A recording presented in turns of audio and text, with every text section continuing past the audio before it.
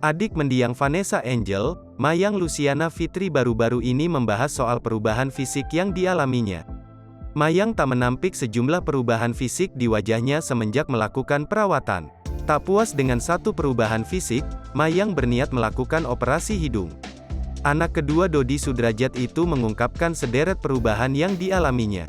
Menurut Mayang, wajahnya kini makin glowing. Tak cuma itu, pipi dan rahangnya juga lebih tirus. Dulu jerawatan, beruntusan, kucel banget deh nggak tirus.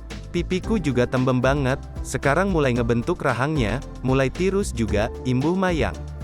Dia lantas membeberkan keluhannya dulu sebelum perawatan.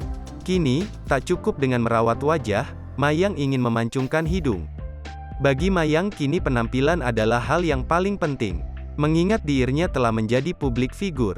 Penting banget ya, karena aku kan kadang ketemu kamera harus menjaga penampilan dari ujung kepala sampai ujung kaki, terutama muka. Ya harus jaga penampilan, tutupnya.